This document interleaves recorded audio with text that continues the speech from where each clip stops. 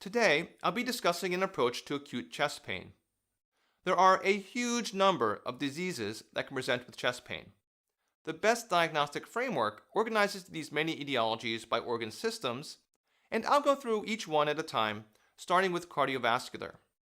We can consider the cardiovascular system to be comprised of the pericardium, the myocardium, the endocardium, which is really the valves, the conduction system, and the blood vessels. So let's fill in some diagnoses. What are diseases of the pericardium that can present with chest pain?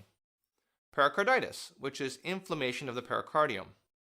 With the myocardium, of course, there is myocarditis, but also rarely a heart failure exacerbation can present with chest pain, since oxygen consumption is dependent on wall tension, and wall tension is dependent upon intraventricular volume. Hypertrophic cardiomyopathy and a condition called Takotsubo cardiomyopathy can both also be associated with chest pain. With the valves, you might be tempted to say endocarditis.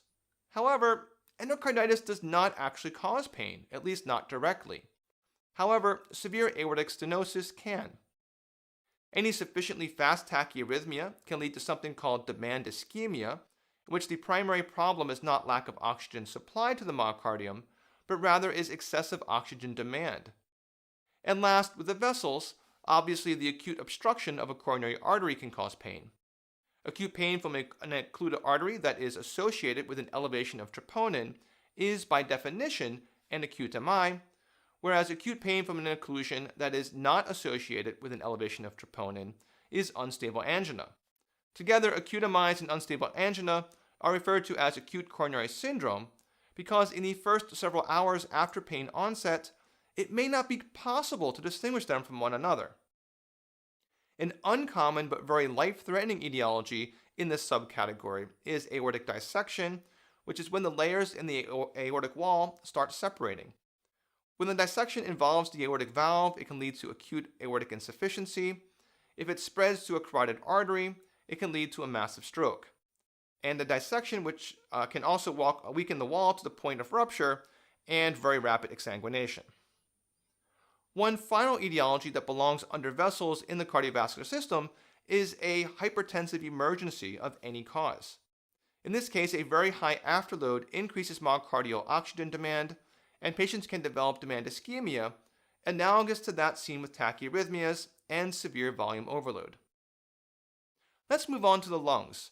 The relevant functional components of the lungs include the pleura, the alveoli, the airways, and the pulmonary vasculature. Pleuritis, also known as pleurisy, can cause chest pain, as can a pneumothorax, which is when a tear or hole in one of the pleural layers results in air getting into the pleural space. Pleural effusions, in the absence of concurrent inflammation, usually do not cause pain. Regarding diseases of the airways, asthma attacks frequently cause pain. In the alveoli, there is pneumonia, and in the vasculature, there is both acute pulmonary embolism and an initial presentation of pulmonary hypertension from any cause. When it comes to lung cancer, while it can cause chest pain, it's actually not a very common primary symptom at initial diagnosis, unless the tumor has spread to the pleural space, invaded other local structures, or has metastasized to a rib. The next relevant organ system to consider is the GI system. In the esophagus, chest pain could be from gastroesophageal reflux disease, better known by its acronym GERD, esophagitis, or esophageal spasm. And in the stomach, although gastritis and peptic ulcer disease more commonly cause epigastric pain, they can on occasion present with chest pain instead.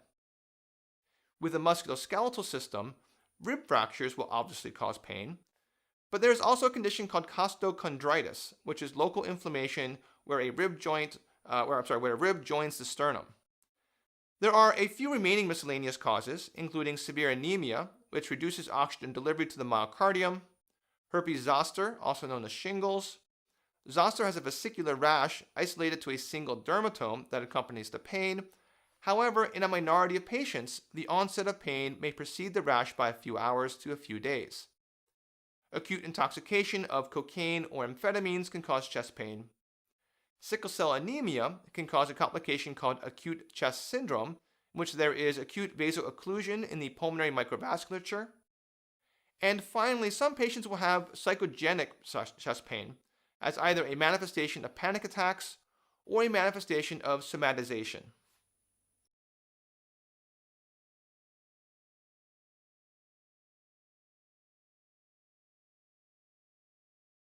Before getting into the diagnostic algorithm, I want to first define a few characteristics of chest pain that are frequently relevant. First and most importantly, is the chest pain exertional?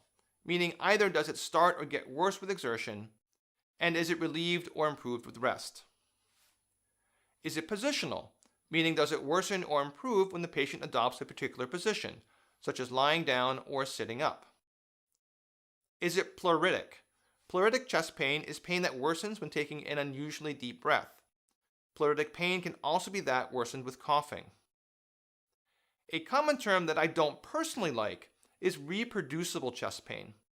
What someone means when talking about reproducible chest pain is that the patient's pain is reproduced specifically with physical pressure applied to a focal part of the chest wall. A preferable way to convey that same information is to report focal chest wall tenderness when describing the exam. When approaching the diagnosis of a patient presenting with chest pain, the most important consideration is to determine as quickly as possible if the patient might have an emergent, life-threatening problem, specifically acute coronary syndrome, a pulmonary embolism, an aortic dissection, or a pneumothorax. If they are hemodynamically unstable, you need to assume that they have one of those four problems until proven otherwise. So how do you differentiate between them? Well, it's based on the description of the pain, their past medical history, physical exam, and quick bedside diagnostic tests. With acute coronary syndrome, the pain typically comes on over a few minutes and is substernal in location. Although it is classically taught that pain from ACS radiates down the left arm, evidence suggests that pain radiating to the right arm or to both arms is as predictive of ACS, if not more so. Pain can also radiate to the jaw. Pain in ACS is usually exertional and non-pleuritic. It is most often qualitatively described as a pressure or a tightness. Risk factors that patients may have could include smoking, diabetes, hypertension, or hyperlipidemia. The physical exam is often normal, but on occasion may reveal an S3, elevated JVP, and lung crackles if the patient has already developed secondary heart failure. The diagnostic tests include an ECG, which may rule in an MI by showing ST elevations, or may show something called dynamic changes, in which the morphology of ST segments and T waves change with changes in the severity of the patient's pain. Remember that a significant minority of patients presenting to the ED with an acute MI will have an unremarkable ECG at presentation. The chest X-ray is typically normal. Troponins are also ordered to help diagnose acute MIs. However, they can also be elevated in PEs and myocarditis, among other diagnoses.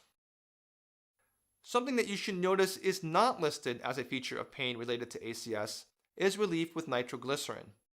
Historically, it was thought that a patient presenting to the ED with chest pain was more likely to have myocardial ischemia if the pain was relieved by nitro. However, this has been shown to be untrue. Relief with nitroglycerin is useless as a diagnostic test. Moving on to PE, the pain typically comes on over seconds to minutes, lateralizes to the side of the embolism without radiation, is non-exertional, but is pleuritic. The single most common word to qualitatively describe pain from a PE is sharp, but this is not so consistent as to put much weight on it. The past medical history may reveal a hypercoagulable state, such as recent hospitalization, immobilization, or an active malignancy. Physical exam is usually unremarkable, but patients can have evidence of a DVT in their legs, or very rarely will have a right-sided S3 or right ventricular heave if the PE is unusually severe. Chest X-ray is usually normal. ECG most often shows sinus tachycardia rather than the frequently discussed classic S1Q3T3 pattern. If clinical suspicion of a PE is relatively low, a normal D-dimer test will rule it out completely, but patients with either high suspicion of PE or those with an elevated D-dimer should undergo a CT angiogram is sufficiently stable enough for the trip to radiology. In an aortic dissection, the onset of pain is over seconds to minutes.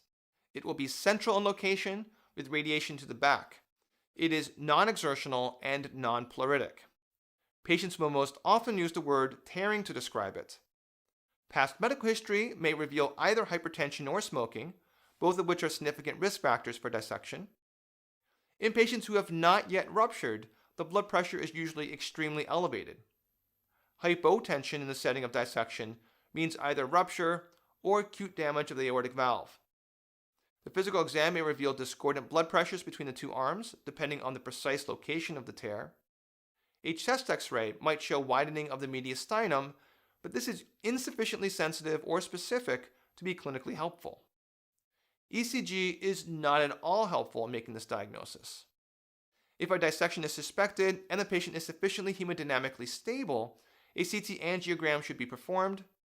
If the patient is too unstable to leave the emergency department for the scan, an emergent transesophageal echocardiogram can be performed at the bedside. Finally, with a pneumothorax, the onset of pain is usually very abrupt, often instantaneous. It lateralizes to the affected side, is non-exertional, is pleuritic, and is described as sharp. The patient may have a history of COPD or cystic fibrosis, which are risk factors. The physical exam will reveal unilateral diminished or absent breath sounds and hyperresonance. A pneumothorax large enough to be clinically relevant will always be visible on routine X-ray, and further testing beyond this is usually not necessary. Now, if the patient is hemodynamically stable, remember that they still might have one of those 4 diagnoses, and you still need to consider them. However, in this situation, you also have more time to consider all those other diagnoses in the framework. Stable patients should still get an ECG and a chest X-ray. Additional testing beyond this, for example troponins and D-dimers, is based on clinical suspicion. Beyond this, there is no specific next step in the diagnostic algorithm, but there are features that increase the probability of particular diagnoses. So for example, pain from pericarditis may be pleuritic and is relieved by sitting up and leaning forward. The exam may have a pericardial friction rub, but it's usually absent. The ECG commonly reveals diffuse ST elevations in more than one vascular territory. Pain from myocarditis is associated with an elevated troponin, but unlike with ACS, is non-exertional and lasts hours or longer. Pain from pleuritis lateralizes to the affected side and is pleuritic. It may be associated with a pleural friction rub, but as with a pericardial rub, it's usually absent. A chest X-ray usually reveals an associated pleural effusion.